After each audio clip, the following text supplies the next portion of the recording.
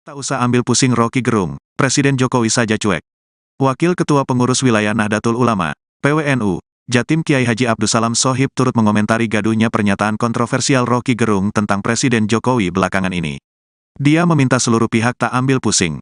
Semua menyadari statement Rocky Gerung sangat tidak beradab, namun sebaiknya penyelenggara negara fokus menangani kasus-kasus hukum yang besar lebih dulu, kata Gus Salam kepada wartawan, Minggu, tanggal 6 Juli tahun 2023. Gus Salam mengungkapkan ketimbang mengurusi hal-hal semacam itu, penyelenggara negara untuk berfokus pada urusan yang substansial. Seperti pencegahan maupun penanganan kasus korupsi, kemiskinan serta segala hal yang menghambat kemajuan negara. Bahkan Gus Salam berpendapat, kasus Rocky Gerung sebetulnya tak perlu dilaporkan ke polisi. Sebab, pernyataan Rocky soal kritik terhadap Presiden tidak akan menjatuhkan marwah Jokowi sebagai individu maupun kepala negara. Dia memberi contoh bagaimana Kiai Haji Abdurrahman Wahid atau Gus Dur yang merupakan Presiden keempat RI. Gus Salam pun meminta agar masyarakat juga tidak ambil pusing. Mari kita belajar dari Gus Dur yang terbiasa merayakan perbedaan pendapat, kritik bahkan hinaan dengan tetap tenang tanpa sedikit pun niatan untuk melaporkan pihak-pihak yang berbeda dengan beliau, tandasnya. Sebelumnya, pernyataan Rocky Gerung yang menjadi perbincangan itu terjadi dalam sebuah acara organisasi buruh pekan lalu. Rocky menyinggung mengenai langkah Presiden Jokowi yang menurutnya pergi ke China untuk menawarkan Ibu Kota Nusantara, IKN. Namun, dalam orasi tersebut Rocky dinilai banyak pihak diduga menghina Jokowi. Belakangan Rocky menyampaikan klarifikasi dan meminta maaf lantaran menimbulkan kegaduhan publik. Kita berupaya untuk meyakinkan bahwa masyarakat Indonesia menghendaki perubahan politik secepat-cepatnya. Mereka yang menunda, artinya mereka menghina suara rakyat. Omnibus Law itu adalah hinaan terhadap buruh. Menghina buruh artinya menghina keluarga buruh, yang di dalamnya ada mak-mak, ada anak-anak. Jadi kita tuntut bukan sekedar upah, tapi perubahan sistem penggajian.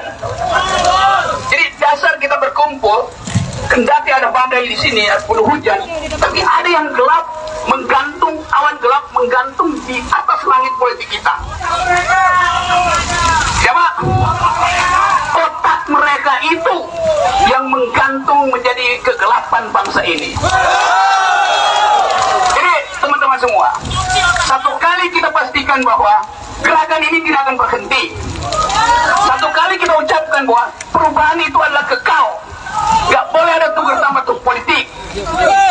Keadaan kita memaksa kita untuk terus berada di jalan. Karena suara dari jalan adalah suara perubahan. Apa yang bisa mengubah suasana? Apa yang bisa mengubah politik? Jumlah massa, hanya itu yang bisa mengubah suasana. Jadi ini adalah persiapan bagi kita untuk menghasilkan pemimpin baru nanti. Kalau kita hitung ke depan, siapa yang cocok jadi pemimpin kita? Sampai sekarang kita masih tahan, karena kita mau uji komitmen mereka pada buruh. Kita mau tahu siapa yang mampu membawa Indonesia keluar dari kegelapan ketidakadilan, masuk dalam politik hanya untuk mengaruk.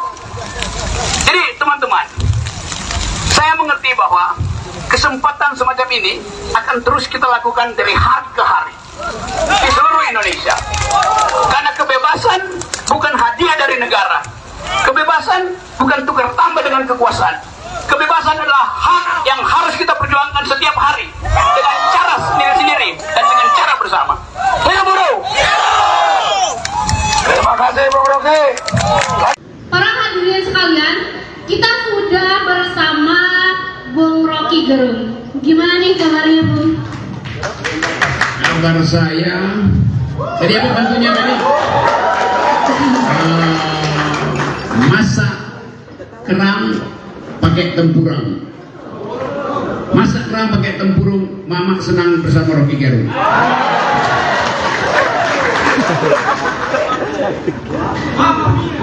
Oke.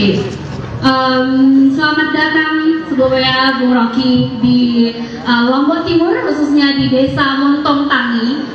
Ya, kali ini tema kita di acara ini adalah etika politik, matangkan demokrasi Indonesia. Bagaimana nih pendapat Bung tentang hal ini? Silakan. Oke teman-teman, ini hal yang mengejutkan saya karena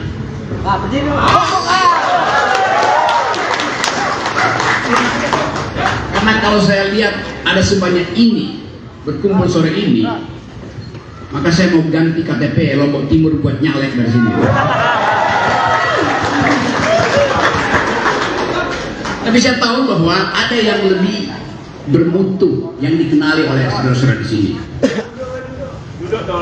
yaitu guru najam yang sangat tajam. Semakin tajam. Dia nekat mengundang saya ke sini. Dengan konsekuensi dia bisa dibully oleh partainya. Tapi justru kepemimpinan adalah mengambil resiko, berupaya untuk tampil sebagai pemimpin, menghitung segala resiko, bahkan untuk dicercah, untuk dimaki,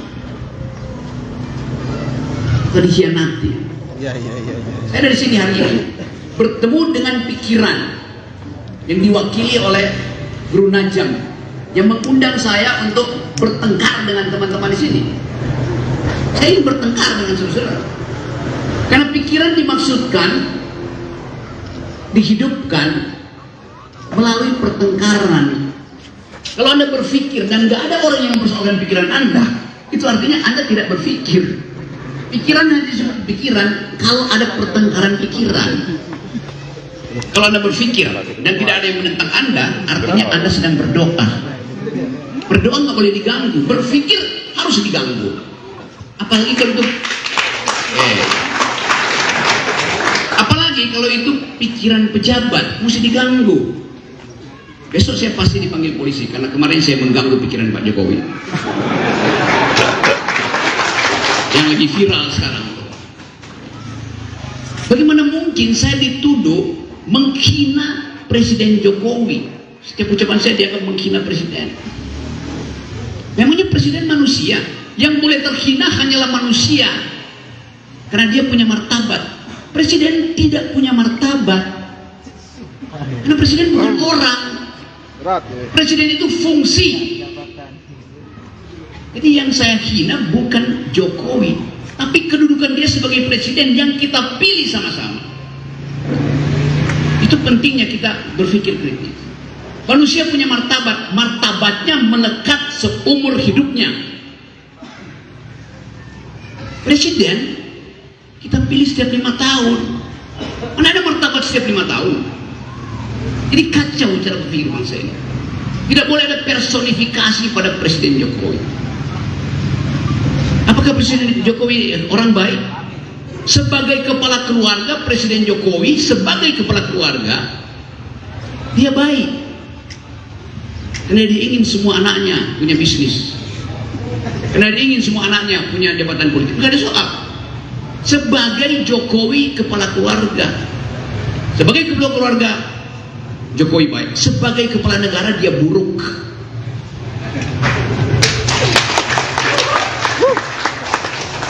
Nanti orang bilang, kenapa? Itu hinaan kalau buruk.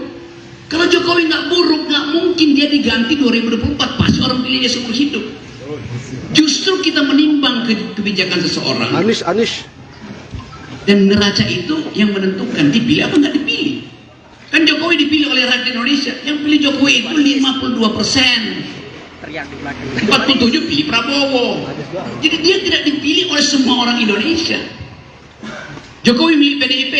PDIP jumlah suaranya cuma 19%. Jokowi dipilih oleh 52%. Berarti ada 37% yang memilih Jokowi bukan warga PDIP. Itu fairnya begitu dalam politik. Kita nggak boleh berbohong tuh. Nggak ada orang yang memilih Jokowi 100%. Bahkan jumlah suara PDIP tidak cukup untuk menjadikan Jokowi presiden. Hanya 19%. Logikanya begitu. Jadi kalau saya kasih kritik, betul-betul dari dalam pikiran saya. Itu kebijakan. Sampai sekarang LPG 3 kg susah diperoleh mama. Sampai sekarang pupuk subsidi nggak pernah sampai pada petani. Maka mari kita puji Jokowi. Bagaimana kita puji hal yang tidak mungkin? Itu mesti kasih kritik. Kritik menterinya. Oh iya, menterinya gagal. BUMN gagal, Menteri BUMN Erick Thohir. Nah dia nggak mengurus LPG, dia mengurus Cawapres. Dia mengurus ambisinya. Urus diri jadi cawapres. Jadi itu intinya kan. Berapa banyak jam yang dibuang oleh Erick Thohir untuk main politik dan dia tidak mengurus warga negara. Tapi apa Erick Thohir salah? Yang salah lebih besar adalah Jokowi yang tidak menegur Erick Thohir. Lalu kita yang menegur Erick Thohir dianggap memusuhi Erick Thohir. Kita yang menegur Jokowi yang tidak menegur Erick Thohir dianggap tidak menghina presiden. Bang Parman, Itu namanya kegagalan berpikir. gimana Anies sih? Nah sekarang kita ada di Lombok Timur untuk mengevaluasi kenapa bangsa ini gagal mewujudkan perintah undang-undang dasar, perintah konstitusi. Emangnya apa perintah konstitusi? Konstitusi cuma memerintahkan dua hal pada presiden. Satu, cerdaskan kehidupan bangsa. Perintah konstitusi ada di dalam undang-undang dasar. Dua, pelihara fakir miskin. Hanya itu perintah konstitusi wajib dilakukan presiden. Sekarang kita tanya, sudah dijalankan belum? Sudah BLT, oke. Berarti kemiskinan sudah berkurang. Tanya pada statistik BPS, kemiskinan kita bertambah. Rame, ini saya perlihatkan Rasio ya. kemiskinan kita 9,8%. Jadi di sini itu Zaman SBY mengundang 7%. semua Artinya makin elemen miskin masyarakat lagi. ya, dari mulai pejabat, publik, mahasiswa hingga Apalagi? ya, masyarakat pada umumnya begitu. Jarak antara orang kaya dan orang miskin di Indonesia makin jauh. BLT itu menghina rakyat. Ya, karena setiap ada pemilu BLT ditambah supaya rakyat diam. Banyak rakyat, petani nelayan yang melantarkan sawah dan perahunya karena menganggap udahlah terima BLT aja. Jadi kita dibius oleh BLT yang nggak seberapa. Apakah BLT cukup 600.000, 700.000? Tidak. Negara ini kaya raya karena kita ekspor bahan mentah kita. Dalam hitungan saya, setiap rakyat Indonesia berhak atas 25 juta sebulan dikasih pemerintah gratis. Karena yang dikumpulkan pemerintah, dia gali dari bumi kita. Dia panjat pohon sawit yang tumbuh dari lahan petani. Siapa yang memperoleh 25 juta itu? Bukan petani. Yang memperoleh 10 kali 25 juta, 1000 kali 25 juta, 1.000.000 kali 25 juta. Hanya 4 orang. Itu yang disebut oligarki. Yang menguasai sumber-sumber ekonomi kita. Jadi kita mau bongkar kemaksiatan politik ini. Apa itu? Kejahatan kekuasaan. Jahat pemerintah ini. Kalau kita ngomel-ngomel misalnya, ya sudahlah nggak apa-apa, kan digali untuk kepentingan, nggak balik ke Indonesia yang diambil dari Indonesia. Di zaman Presiden Soeharto, bumi, tanah, air kita dieksploitasi habis-habisan, dijual ke luar negeri. Yang balik ke negara masih 33 sampai 35%. Jangan Pak Harto. Pak Harto paksa Anda kalau mau merat, kembalikan uang ke negara. Kami udah kasih Anda konsesi, silahkan. Rampok hutan, balikin ke kita. Pak Harto minta 60%, yang balik cuma 33%. Gagal. Zaman SBY, yang balik tinggal 27%. Zaman Jokowi, yang balik tinggal 6%. Ini di mana perintah konstitusi? Sejahterakan rakyat. Yang sejahtera adalah 4 orang dan geng mereka yang oligarki, yang menguasai tambang-tambang, menguasai lahan sawit. Itu intinya kan. Apa akibatnya kalau uang rakyat tidak balik pada rakyat? Akibat pertama adalah angka stunting di Indonesia prevalensinya 24 ke 25%. Artinya 24 ke 25%. Artinya dari 4 bayi yang lahir, 1 pasti kekurangan gizi.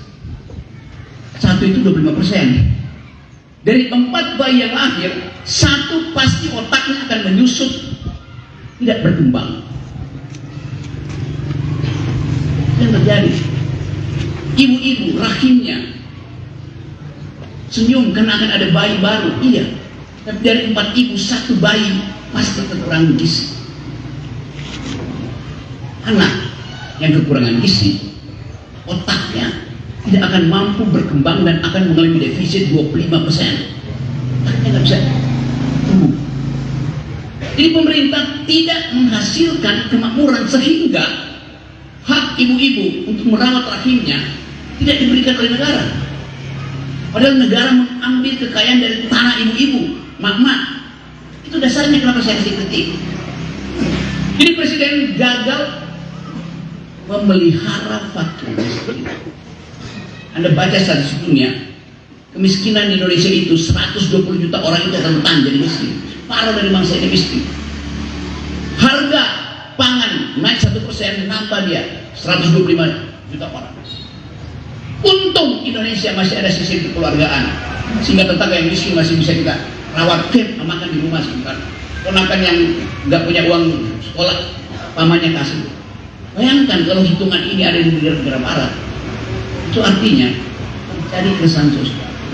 Jadi kita bersyukur bahwa ada gotong royong, tapi gotong royong itu bukan akibat kerjaan pemerintah, tapi hati nurani masyarakat kita yang tumbuh, hati nurani Pak Najamudin yang tumbuh. Kan itu dasarnya tuh. Jadi kita kasih kritik karena pemerintah secara kebijakan tidak memelihara fakir miskin. Artinya kesejahteraan tidak tiba, daya beli kita tidak mampu untuk memastikan bahwa 6 bulan lagi kita bisa berharap ada tabungan kecil untuk naik haji, ada tabungan kecil untuk menyalurkan anak-anak, ada tabungan kecil untuk membawa anak-anak berlibur ke Bali. Gak mungkin kita bikin perencanaan itu, karena sehari-hari kita nggak tahu nasib kita apa. Zaman Pak Harto, harga cabai merah, cabai keriting, bawang putih, kebutuhan pokok diucapkan oleh Pak Harmoko waktu itu setiap minggu. Dan benar, harganya nggak naik setiap minggu. Harga cabai rawit, harga bawang merah segala macam gede-gede di pasar sana sedikit, di pasar. Jadi rakyat bisa bikin perencanaan, pasti harganya segitu. Sekarang mana ada pejabat yang berani mengatakan harga cabai 1 bulan ke depan segini? Takut. Harga beras segini, harga telur begini. Jadi nggak ada sinyal dari negara bahwa rakyat itu bisa bikin perencanaan. Tiba-tiba harga cabai naik, tiba-tiba harga minyak goreng naik, tidak dikendalikan. Jadi keluarga susah membuat perencanaan, apalagi menabung. Jadi itu keadaan yang mau kita katakan bahwa pemerintah, Presiden Jokowi gagal atau lalai bahkan menjalankan perintah konstitusi, yaitu rawat fakir miskin, sejahterakan rakyat. Itu perintah yang gagal dia lakukan pertama. Apa perintah kedua? Cerdaskan kehidupan bangsa. Anak SD diajarin begitu, bahwa pemerintah ditugaskan mencerdaskan kehidupan bangsa. Yang ketiga adalah ikut serta di dalam mewujudkan perdamaian dunia. Kita semua hafal itu dari zaman kecil. Kita cuma bahas dua. Kalau yang ketiga, Jokowi memang nggak pernah bisa, karena setiap kali datang ke luar negeri dia diolok-olok oleh orang luar negeri karena nggak bisa berbahasa Inggris atau nggak perlu bahasa Inggris, gagal untuk mengucapkan pikirannya, bahkan nyontek pun salah baca. Jadi itu kritik kita supaya ada perubahan. Ternyata nggak berubah juga. Tadi saya bahas yang kedua sekarang. Perintah cerdaskan kehidupan bangsa. Tadi saya terangkan, stunting itu artinya menurunkan kecerdasan bangsa.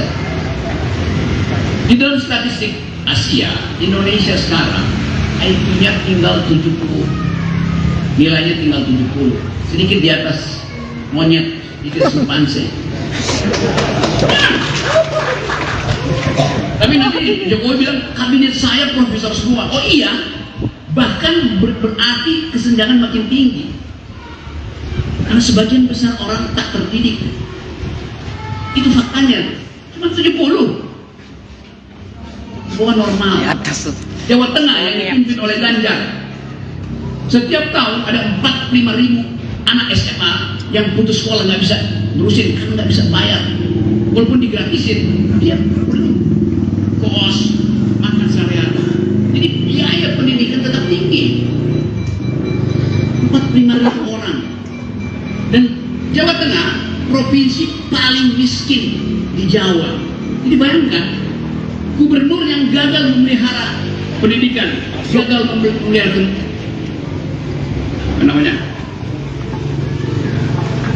kesejahteraan, mau jadi presiden. Hidup Anies.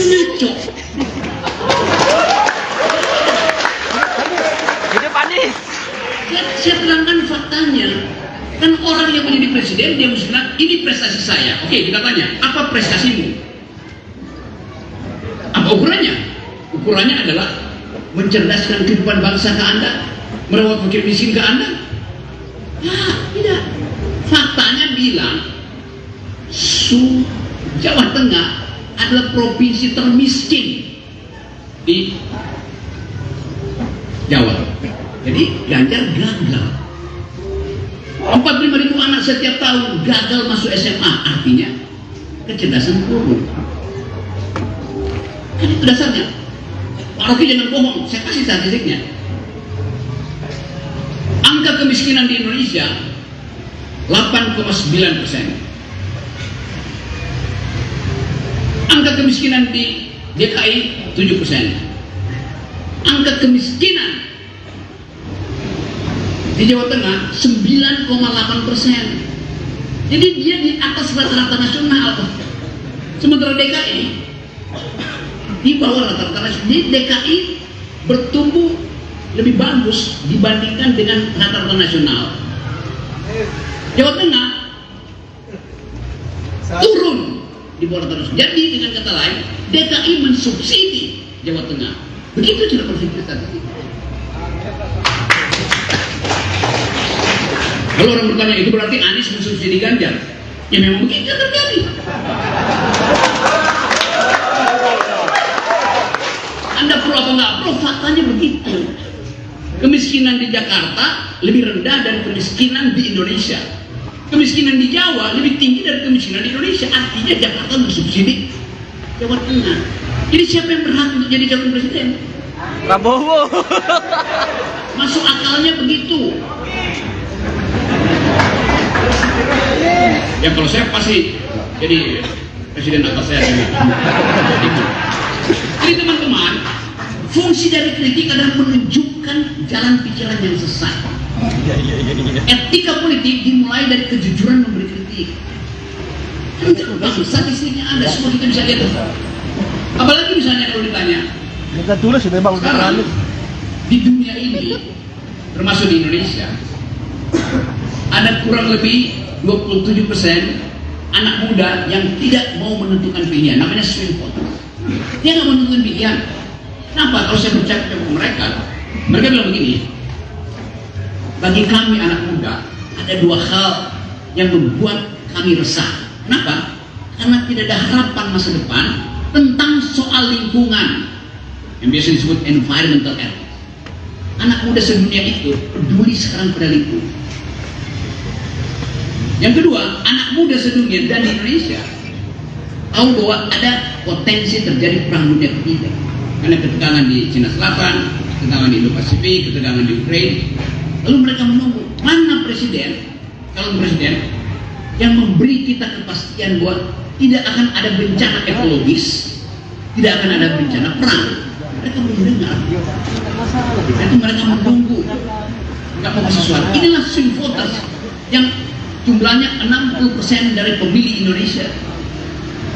Jadi Anda lihat bahwa keadaan kita tidak ditentukan oleh cawe-cawenya Jokowi, koalisi sana, koalisi ini. Enggak, idenya apa coba?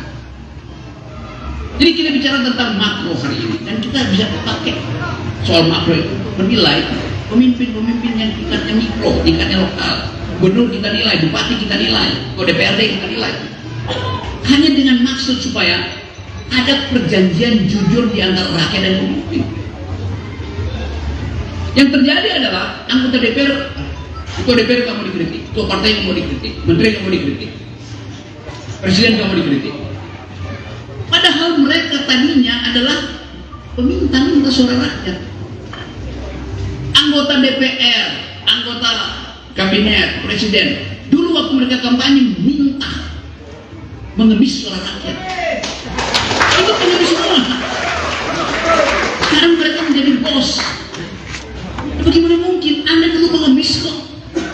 Pak Rocky, Pak Najam, pilih kami ya. Oke. Begitu nyampe, Najamnya di PAW. Dia dipilih oleh rakyat, di PAW oleh ketua partai. Di mana akalnya? Yang bisa PAW itu adalah rakyat karena dia dipilih langsung. Ini sisi pemilihan langsung. Demikian juga presiden. Masuk laporan. Dituduh oleh buruh, dia marah. Coba bayangin bagaimana tipu-tipunya. Omnibus Law udah dinyatakan itu tidak legal oleh Mahkamah Konstitusi. Lalu dicari akal. Kalau undang-undangnya tidak legal, keluarkan Perpu. Perpu itu pengganti undang-undang yang nggak perlu dibahas di DPR. Isi perpunya sama dengan Omnibus Law. Lalu Perpu itu dinaikkan jadi undang-undang. Gila nih negeri ini, bukan negeri ini, pemimpin negerinya. Jadi Anda bayangkan, negeri ini ada kepala negara, kepalanya tidak ada isinya. Bahaya betul. Saya terangkan itu di mana-mana. Anda menghina Jokowi? Enggak, saya nggak menghina. Anda perjanjian dua kepala negara itu harus berpikir. Yang dia pikirkan sekarang adalah keselamatan dia setelah Lengserna. Itu yang dipikirkan. Nggak ada dipikirkan tentang harga bahan pokok. Karena itu kita lihat sebetulnya bagaimana Pak Jokowi sebagai kepala negara, sebagai presiden cemas dengan masa depannya. Karena itu dia tahan. Sehingga sangat mungkin pemilu nggak akan berlangsung sebelum Gibran diizinkan oleh Mahkamah Konstitusi jadi wakil presiden. Dan sekarang lagi produksi Mahkamah Konstitusi. Jadi itu otaknya busuk. Serius saya bilang itu. Karena presiden akan datang itu dipilih oleh rakyat, bukan ditentukan oleh presiden sekarang.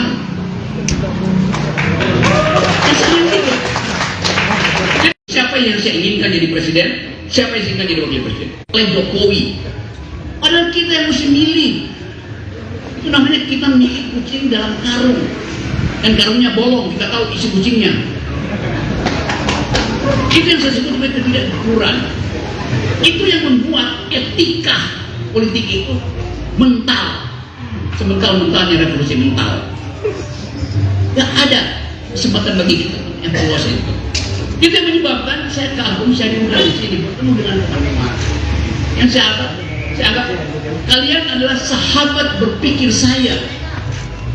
Dan saya percaya bahwa di daerah lain ada komunitas semacam ini yang menunggu momentum, yang berupaya untuk menerbitkan kembali harapan.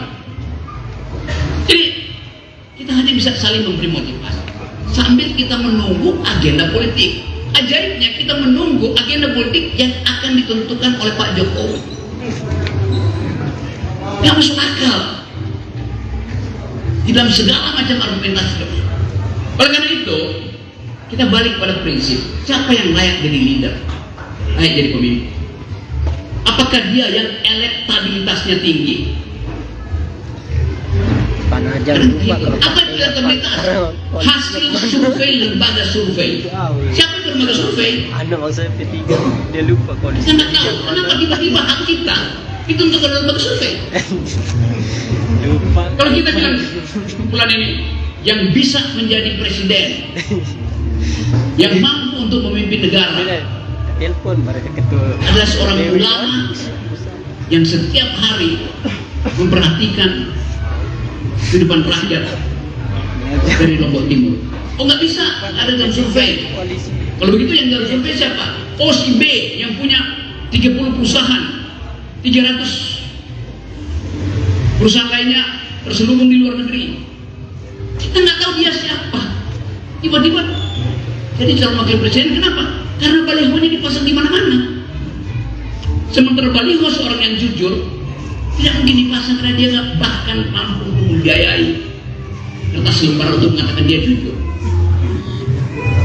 Jadi orang yang punya uang bisa sesuka-sukanya memanipulasi opini publik. Balihonya besar, otaknya kecil. Masa kita pilih yang begitu? Jadi akan ada ukuran. Siapa yang berhak dan boleh kita luruskan? Bukan dia yang punya elektabilitas, tapi pertama-tama dia yang punya etikabilitas atau moralitas. Kejujuran itu pertama-tama. Kebaikan hati adalah pertama-tama. Solidaritas adalah pertama-tama. Itu namanya filter pertama. Calon presidennya, calon bupatinya, calon wali kotanya, calon gubernurnya lulus nggak ujian moral? Satu. Kalau dia lulus, ada ujian kedua, ujian intelektual. Moralnya boleh bagus, tapi kalau otaknya nggak bekerja, dia akan potensi untuk dimanfaatkan oleh orang yang lebih pintar. Itu namanya filter kedua, namanya intelektualitas. Filter pertama tadi namanya moralitas, filter kedua intelektualitas. Kalau udah lolos itu baru kita izinkan dia diuji elektabilitasnya. Begitu cara berpikir demokrasi. Bukan elektabilitas saja, lalu diabaikan moralitas, diabaikan intelektualitas. Kalau sekedar elektabilitas sama seperti Pak Jokowi sekarang, elektabilitasnya pada waktu itu tinggi, kita nggak uji intelektualitasnya, sehingga akhirnya dipersoalkan ini orang punya ijazah asli apa palsu. Karena terlihat kok nggak ada konsep di kepalanya. Pertanyaan itu resmi diajukan oleh masyarakat. Mengapa presiden tidak mampu untuk bicara dengan kalimat yang jernih? Bukankah dia sarjana? Lalu orang curigai, sangat mungkin dia tidak punya pengetahuan dasar. Kalau soal bahasa bisa kursus lah. Tadi saya bicara dengan Pak siapa tadi yang usianya 86 tahun dan bicara bahasa Inggris dengan saya. He does speak English. Karena berupaya untuk belajar, untuk memahami. Kita nggak lihat Pak Jokowi berupaya, dia menyontek aja. Ngapain nyontek? Bicara aja bahasa Indonesia, akan ada penerjemah kok. Kenapa malu pakai bahasa Indonesia? Pakai bahasa asing yang justru salah. Jadi itu yang kita sebut sebagai keangkuhan. Pak Harto paham bahasa Inggris, dia ngerti. Dia nggak pernah bicara bahasa Inggris di forum internasional. Bagi dia, bahasa Indonesia itu adalah bahasa 200 juta orang. Kenapa takut pakai bahasa Indonesia?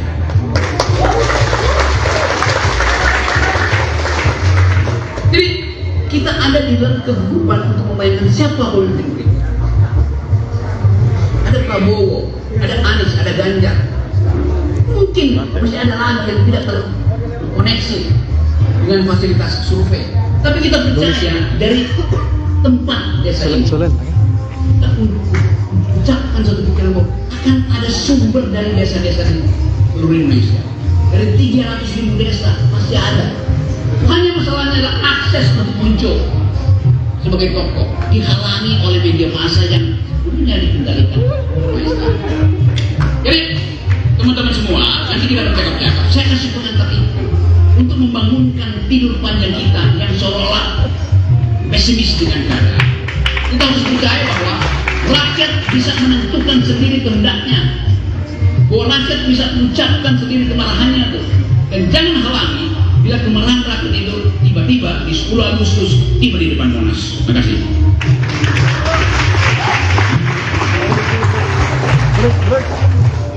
Ini dua-duanya, mepet ya, mepet. Ya, mepet. Visunya guys. Jadi, dulu.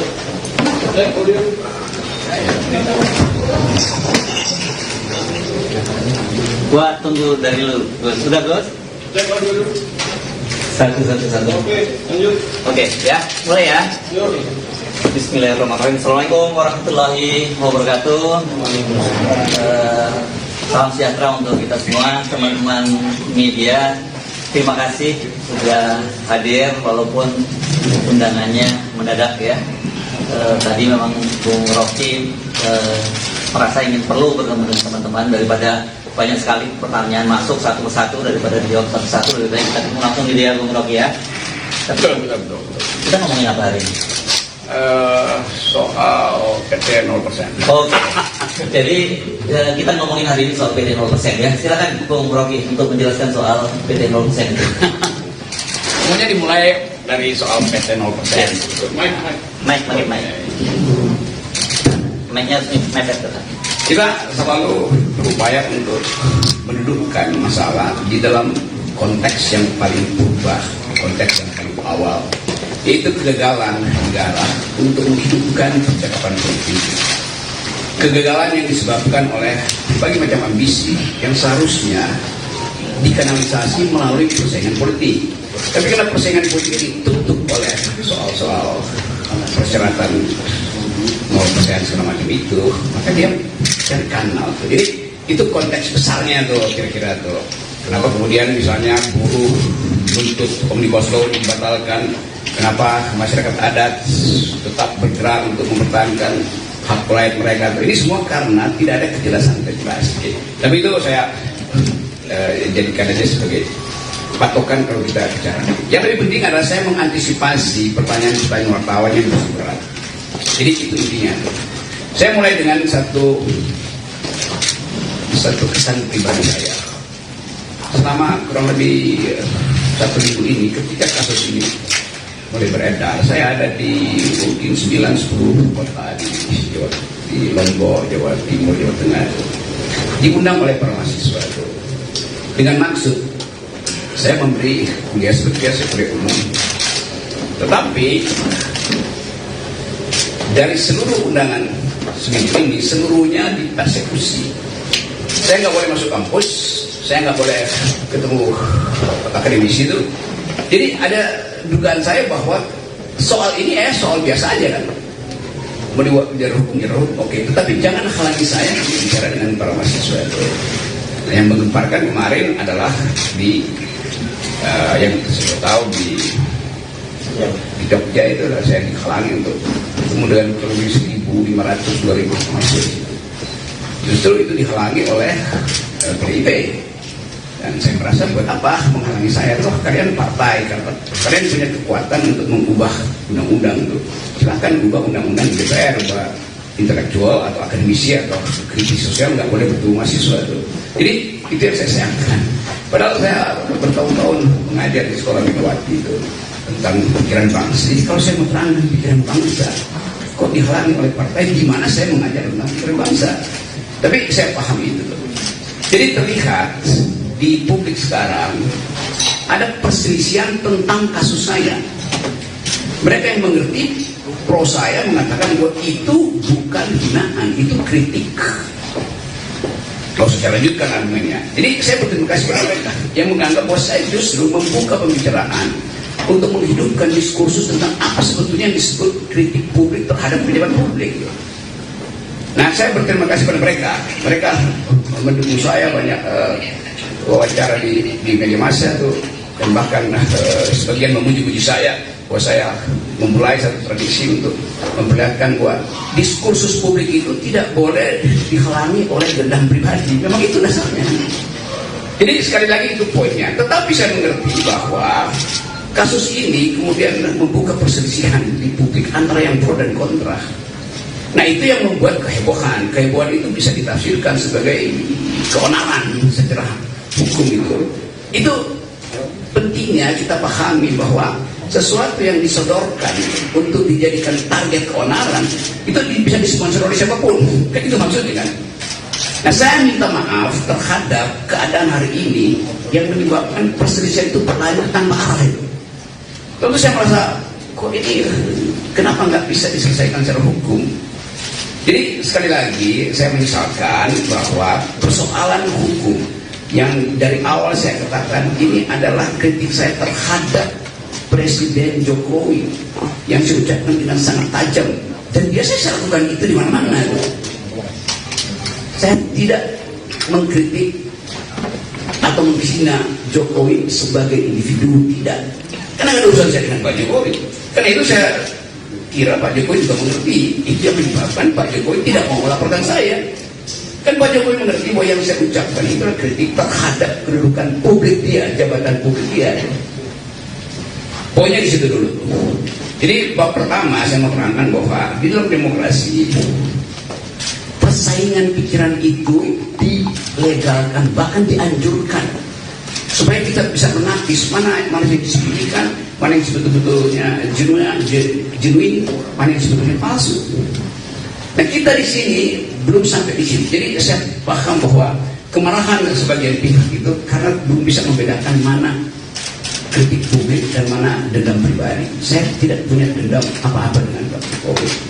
Bahkan saya sudah berkali-kali katakan bahwa anaknya Pak Jokowi bertemu dengan saya, dia minta kritik, saya kasih kritik itu. Pak Jokowi mantu saya diundang, bahkan undangan VIP, tapi saya bisa datang. Jadi nggak ada soal di situ. Sekarang pertanyaannya, kok kenapa jadi soal? Artinya ada yang ingin dia bermain di air keruh. Tapi saya mengerti tahun politik pasti ada sifat semacam itu untuk mengambil keuntungan dari program ini. Bagian kedua saya mau terangkan khusus terhadap mereka yang salah mengerti apa yang saya ucapkan di forum buruh itu. Saya hanya mengkritik dua hal pada waktu itu. Satu soal IKN, Satu soal omnibus law. Tolong perhatikan ya. Saya terangkan bahwa saya pro gerakan buruh yang akan demo tanggal 10 karena sudah berbulan-bulan proposal buruh itu diabaikan pemerintah. Bahkan saya terangkan di situ bahwa omnibus law itu kemaksiatan politik karena menghina hak buruh untuk memperoleh disebutnya juga pendapatan. Jadi omnibus law itu menyingkirkan hak kesejahteraan buruh. Kalau ada dalil enggak itu bagus. Loh, kenapa kalau bagus itu buruh udah berbulan-bulan melakukan demonstrasi? Dan kita tahu bahwa undang-undang itu dibolak-balik, udah ditolak Mahkamah Konstitusi, diputar lagi dengan asumsi bahwa itu bisa diperpukan, lalu barang yang sama dijadikan undang-undang kan? Kan itu yang saya sebut sebagai apa, permainan semacam itu, masa menipu itu, pemerintah menipu kebijakan. Jadi saya memang pro buruh. Kalau dianggap bahwa saya mengompori buruh untuk 10 Agustus, bukan. Buruh itu memang sudah berencana secara periodik untuk demonstrasi, bukan saya mengompori. Saya tahu bahwa buruh merencanakan itu dari awal. Dan dari 2 tahun lalu itu gerakan buruh kan terus-menerus tuh. Jadi apa yang salah?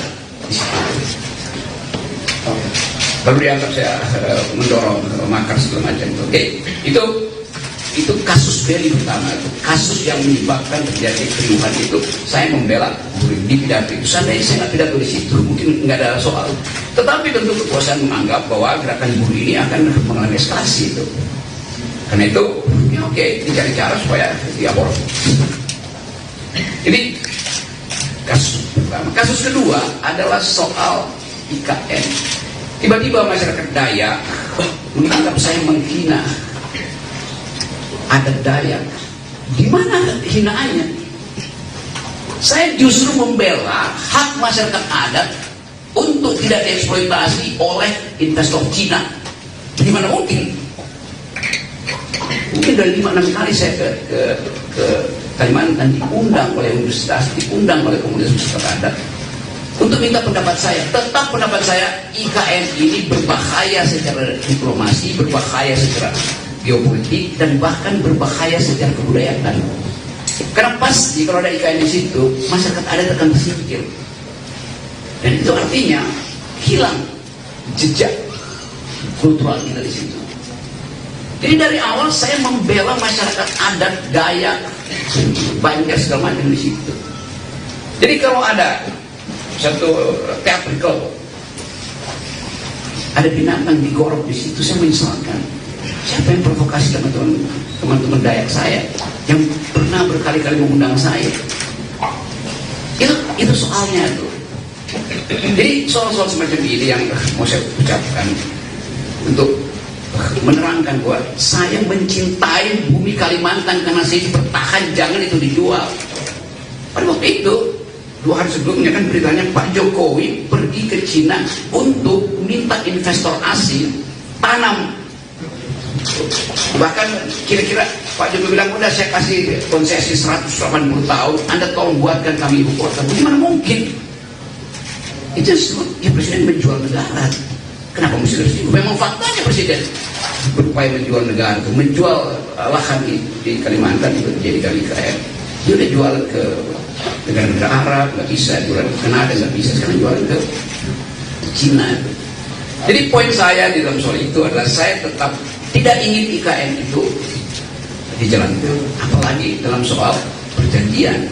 Buat tadinya IKN itu adalah bisnis, oke, itu nggak ada pajak saya di situ tuh. Lama-lama menggerogoti APBN. Pada saat yang sama, APBN itu mesti dipakai untuk membackup anak-anak Kalimantan. Harusnya pendidikannya mereka lebih tinggi, stunting tidak terjadi di situ. Kan saya lakukan pembelaan pada masyarakat adat di situ.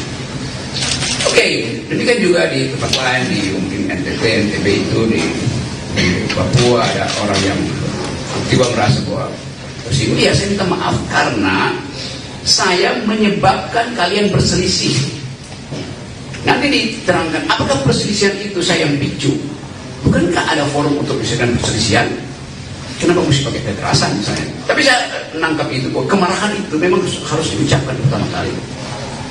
Dan itu yang membuat saya tetap akan mengatakan bahwa saya akan terus mengambil risiko untuk menjadi pendidik demokrasi dengan segala macam akibat. Itu soalnya. Yang lain, saya tahu di kepala saudara ingin tanya soal Pak Muldoko. Saya jawab aja. Nanti pertanyaannya sudah bikin sendiri ya. Kekagetan saya kemudian, atau kecurigaan saya bahwa ada pengkondisian di publik, akhirnya secara metodologis saya hubungkan dengan pernyataan Pak Muldoko. Dia marah juga. Saya akan pasang badan. Tentu. Jadi saya bertanya, Pak Muldoko ini relawan statusnya juga. Karena bahasanya sama, kami pasang badan. Karena Pak Muldoko itu pejabat publik yang mestinya dengan dingin mengatakan bahwa oke, ada problem, mari kita selesaikan secara argumen atau secara hukum. Pasang badan artinya itu bukan bahasa dasar dari seorang pejabat publik. Kayak preman itu pasang badan itu. Padahal ini pikiran saya yang saya kritik dengan cara yang sangat tajam, dengan bahasa yang saya pilih tajam, tapi tidak diarahkan pada pribadi Presiden Jokowi, tapi pada lembaga publik, yaitu kabinet, bahkan yang di dalamnya ada Pak Muldoko. Jadi kita gagal untuk membawa bangsa ini pada percakapan intelektual. Itu dasarnya. Rocky Gerung kan intelektual, karena mungkin bahasa begituan. Iya, di kampus saya pakai bahasa akademis, tetapi dalam kritik kebijakan saya mesti pakai bahasa yang bisa dimengerti oleh orang yang berkali-kali diterangkan nggak paham-paham juga. Berkali-kali guru minta di-review itu nggak ada dipahami. Berkali-kali masyarakat akademis mengatakan IKN itu salah secara konstruksi hukumnya, karena mestinya minta izin dulu pada masyarakat adat. Pernah nggak Jokowi minta izin pada masyarakat adat? Tidak. Apa itu bentuk minta izinnya? AMDAL.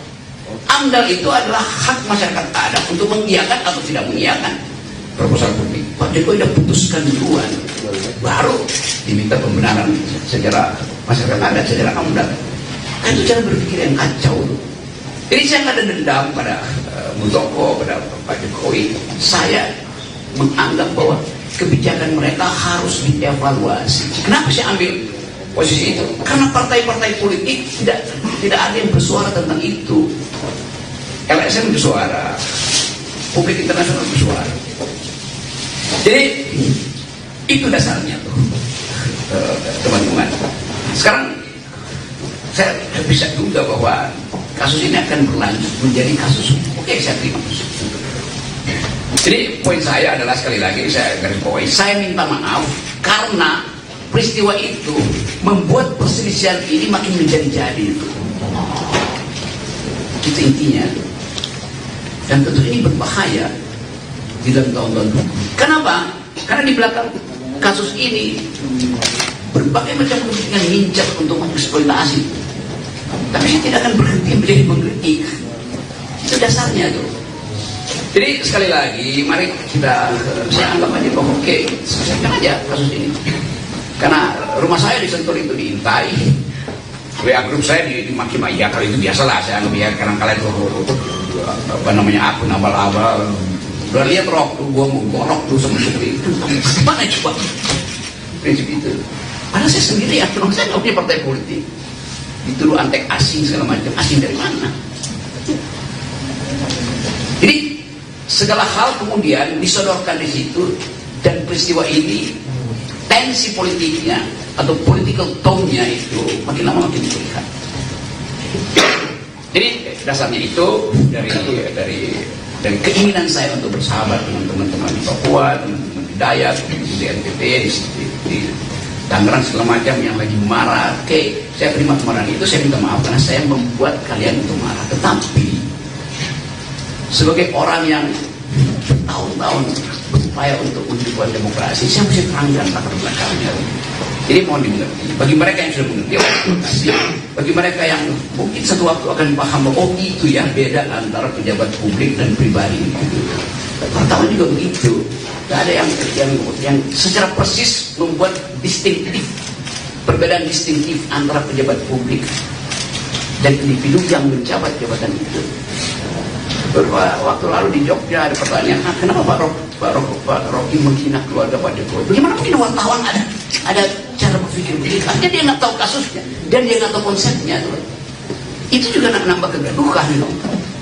Jadi teman-teman itu tanya dan silakan kalau masih ada soal, tetapi silakan tanya hal yang fundamental. Saya akan jawab itu dengan cara saksama dan tempo sesingkat saja. Oke, teman-teman, kalau ada yang mau mengajukan pertanyaan, persilakan pertanyaannya to the point ya. Silakan. Atau dianggap cukup? Oke, bagus. Oke, kalau Karena saya udah oke, Pak baru datang ya. Oke, silakan. Nggak apa-apa. Jawab. Oke, dia. Silakan disebutkan namanya Mbak ya. Halo, selamat sore. Nama aku saya Belanda dari liputan yang lain. Oke, itu bukan urusan saya. Oh ya, oke. My bad. Saya Santi dari DN Times. Saya waktu itu mengikuti pemaparan Bang Rocky yang setiap hari dipaparkan 2 kali setiap hari. Di salah satu sesi Bang Rocky mengatakan bahwa yakin bahwa pelaporan, karena ini 2 pelaporannya yang di Barreskrim ditolak karena harus presiden sendiri yang membuat laporan. Tapi kemudian mereka beralih ke Polda Metro Jaya. Sepertinya di Polda Metro Jaya itu akan diproses. Dan Bang Rocky seperti meyakini bahwa ini akan berujung ke pengadilan. Jika itu yang terjadi, apakah sudah menyiapkan langkah mitigasi, seperti misalnya menyiapkan kuasa hukum atau langkah apa yang akan dilakukan? Karena ini akan menjadi presiden kedua setelah kasus yang Fathia dan Haris Azhar. Terima kasih. Ya, Anda bisa jawab sendiri lah, itu kan pertanyaan standar. Apa sih jawab? Nggak perlu jawab ya. Iya kan, apakah dia mulai dengan saya yakin dia, Anda sendiri udah anggap saya yakin tuh akan masuk proses pengadilan. Berarti Anda berasumsi keyakinan itu mesti dibarengi dengan langkah hukum saya, kan sama itu. Jadi di dalam pertanyaan Anda sudah jawab sendiri itu. Coba kasih pertanyaan yang lebih rumit lah. Jangan yang berat. Oke, silakan. Tapi jangan kemudian gara-gara itu nggak berani nanya. Ayo silakan. Santi jangan langsung nyebrut. Ya. Itu penting. Oke, silakan. Karena saya sudah tahu headline-nya, Rocky Gerung menyiapkan. Ya apa itu maksudnya? Oke, silakan. It goes without saying. Oke, pakai aja. Pakai mic. Biar masuk rekaman audio. Izin dong, saya Rizky dari Kompas.com. Nggak usah pakai izin ya, langsung Anda diminta ya. Oke, siap. Bang, kan tadi kan sudah disampaikan juga sama rekan saya, kalau Polda Metro Jaya akan memproses laporan tersebut. Apakah nanti Bang Rocky siap menghadapi proses hukum tersebut atau gimana, Bang? Jawab. Oke, yang lain. Dia nggak dengar pertanyaan Santi. Yang lain nih. Tadi ada Yuk bicara hal yang sama, yuk nanya juga. Gimana? Oke, yang lain. Dan di sini ya, jangan pakai izin ya. Wartawan itu mestinya egaliter ya. Saya sering perhatikan teman-teman kalau jumpa pers pakai izin, nggak usah izin. Hak Anda diberikan hak mewakili publik untuk menanyakan itu pada pejabat publik. Ya, sorry. Silakan. Sore Bang, saya Rifai Bang dari Korea ini. Ya. Bang, laporan Anda di Barreskrim kan ditolak. Tapi kemarin Andi Gani, Kalimat itu laporan Anda di Barreskrim. Siapa yang laporan di Barreskrim? enggak, laporan terhadap Anda di Ya, Barreskrim karena itu ditolak. pakai bahasa yang benar. Ya, laporan terhadap Anda di Barreskrim itu ditolak oleh kepolisian, dan kemarin Andi Gani mengunjungi Barreskrim untuk mencari celah untuk menjerat Abang di pasal terkait IKN, penghinaan terhadap IKN. Menurut Abang, apa sih, kan Abang sendiri mengucapkan tadi mendukung penolakan undang-undang Omnibus Law ya? Sedangkan Andi Gani sendiri dari tokoh buruh juga, Bang. Benar, Bang, menurut Abang?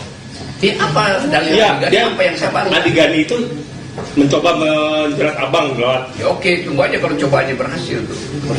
Kan dia juga merasa dia masih mencoba apa coba? Coba kasih substansinya tuh. Dia mencoba. Bagaimana saya tanggapi seseorang yang lagi mencoba-coba? Iya. Masih mencari celah hukum di terhadap omongan Abang terhadap. Udah ada dia sebutin celah hukumnya. Belum sih, Bang. Ya benar, bisa jawab dong. Astaga. Ayo, silakan yang lain. Ini saya buka kesempatan nggak usah pakai izin, langsung aja tanya. Triwan, silakan.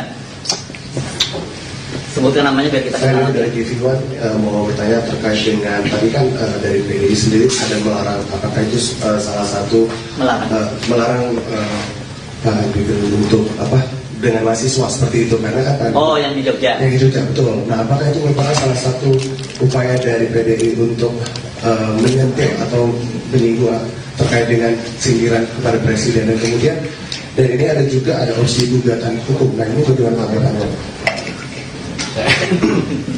Pakai. Kenapa juga nggak tanya pada PDIP? Karena kan menurut Rocky PDIP kan itu PDIP yang punya pengetahuan ya. Kenapa dia larang kan? Kan justru itu yang saya tanya.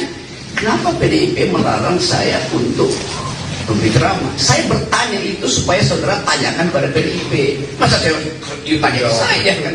Coba dong itu ini. Kemudian Sekjen PDIP Rakyat tak usah ambil pusing Rocky Gerung, Presiden Jokowi saja cuek. Wakil Ketua Pengurus Wilayah Nahdlatul Ulama, PWNU, Jatim Kiai Haji Abdussalam Sohib turut mengomentari gaduhnya pernyataan kontroversial Rocky Gerung tentang Presiden Jokowi belakangan ini. Dia meminta seluruh pihak tak ambil pusing. Semua menyadari statement Rocky Gerung sangat tidak beradab, namun sebaiknya penyelenggara negara fokus menangani kasus-kasus hukum yang besar lebih dulu, kata Gus Salam kepada wartawan, Minggu, tanggal 6 Juli tahun 2023. Gus Salam mengungkapkan ketimbang mengurusi hal-hal semacam itu, penyelenggara negara untuk berfokus pada urusan yang substansial. Seperti pencegahan maupun penanganan kasus korupsi, kemiskinan serta segala hal yang menghambat kemajuan negara. Bahkan Gus Salam berpendapat, kasus Rocky Gerung sebetulnya tak perlu dilaporkan ke polisi. Sebab, pernyataan Rocky soal kritik terhadap Presiden tidak akan menjatuhkan marwah Jokowi sebagai individu maupun kepala negara. Dia memberi contoh bagaimana Kiai Haji Abdurrahman Wahid atau Gus Dur yang merupakan Presiden keempat RI. Gus Salam pun meminta agar masyarakat juga tidak ambil pusing. Mari kita belajar dari Gus Dur yang terbiasa merayakan perbedaan pendapat, kritik bahkan hinaan dengan tetap tenang tanpa sedikit pun niatan untuk melaporkan pihak-pihak yang berbeda dengan beliau, tandasnya. Sebelumnya, pernyataan Rocky Gerung yang menjadi perbincangan itu terjadi dalam sebuah acara organisasi buruh pekan lalu. Rocky menyinggung mengenai langkah Presiden Jokowi yang menurutnya pergi ke China untuk menawarkan Ibu Kota Nusantara, IKN. Namun, dalam orasi tersebut Rocky dinilai banyak pihak diduga menghina Jokowi. Belakangan Rocky menyampaikan klarifikasi dan meminta maaf lantaran menimbulkan kegaduhan publik. Kita berupaya untuk meyakinkan bahwa masyarakat Indonesia menghendaki perubahan politik secepat-cepatnya. Mereka yang menunda, artinya mereka menghina suara rakyat. Omnibus Law itu adalah hinaan terhadap buruh. Menghina buruh artinya menghina keluarga buruh, yang di dalamnya ada mak-mak, ada anak-anak. Jadi kita tuntut bukan sekedar upah, tapi perubahan sistem penggajian. Jadi dasar kita berkumpul, kendati ada badai di sini, ada penuh hujan, tapi ada yang gelap menggantung, awan gelap menggantung di atas langit politik kita. Siapa? Otak mereka itu yang menggantung menjadi kegelapan bangsa ini. Jadi teman-teman semua, satu kali kita pastikan bahwa gerakan ini tidak akan berhenti. Satu kali kita ucapkan bahwa perubahan itu adalah kekal. Gak boleh ada tukar tambah politik. Keadaan kita memaksa kita untuk terus berada di jalan. Karena suara dari jalan adalah suara perubahan. Apa yang bisa mengubah suasana? Apa yang bisa mengubah politik? Jumlah massa, hanya itu yang bisa mengubah suasana. Jadi ini adalah persiapan bagi kita untuk menghasilkan pemimpin baru nanti. Kalau kita hitung ke depan, siapa yang cocok jadi pemimpin kita? Sampai sekarang kita masih tahan. Karena kita mau uji komitmen mereka pada buruh. Kita mau tahu siapa yang mampu membawa Indonesia keluar dari kegelapan ketidakadilan, masuk dalam politik hanya untuk mengaruk. Jadi teman-teman, saya mengerti bahwa kesempatan semacam ini akan terus kita lakukan dari hari ke hari di seluruh Indonesia. Karena kebebasan bukan hadiah dari negara. Kebebasan bukan tukar tambah dengan kekuasaan. Kebebasan adalah hak yang harus kita perjuangkan setiap hari dengan cara sendiri-sendiri dan dengan cara bersama. Hidup buruh! Terima kasih Bung Rocky. Para hadirin sekalian, kita sudah bersama Bung Rocky Gerung. Gimana nih kabarnya, Bung? Kabar saya, jadi apa bantunya tadi? Masak kerang pakai tempurung. Masa kerang pakai tempurung, Mamak senang bersama Rocky Gerung.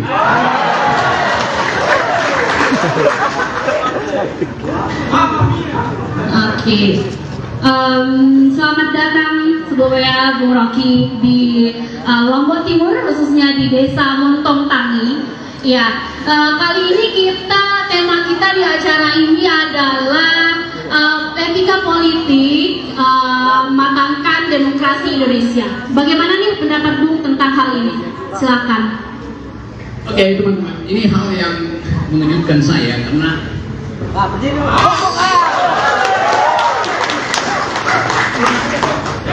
kalau saya lihat ada sebanyak ini berkumpul sore ini, maka saya mau ganti KTP Lombok Timur buat nyalek dari sini.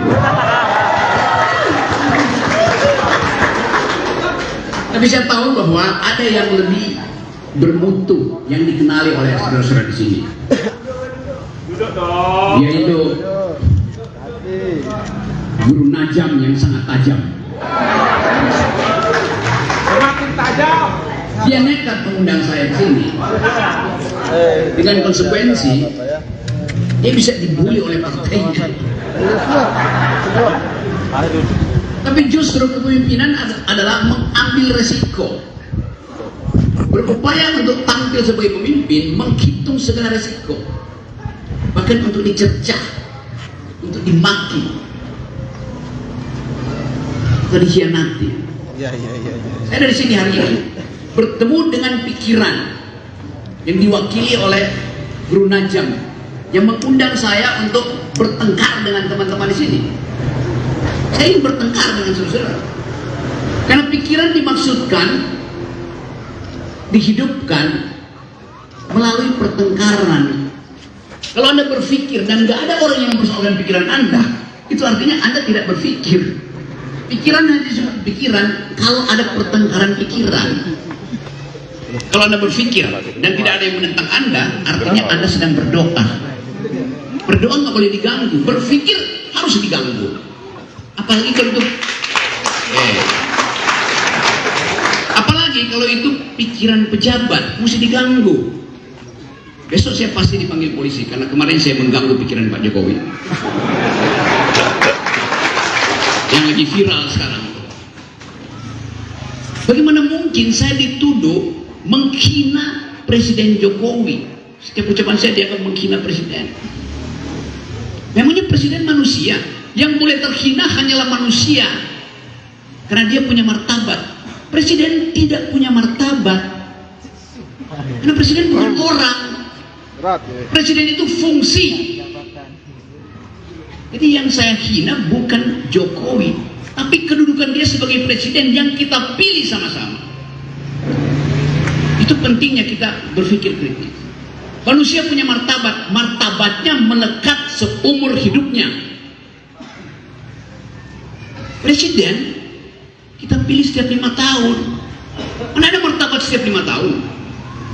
Jadi kacau cara berpikir bangsa ini. Tidak boleh ada personifikasi pada Presiden Jokowi. Apakah Presiden Jokowi orang baik? Sebagai kepala keluarga, Presiden Jokowi sebagai kepala keluarga, dia baik.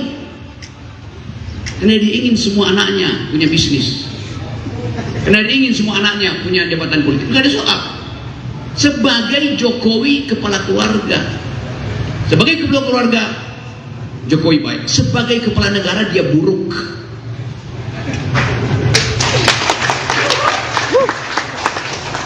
Nanti orang bilang, kenapa? Itu hinaan kalau buruk. Kalau Jokowi nggak buruk, nggak mungkin dia diganti 2024. Pasti orang pilih dia seumur hidup.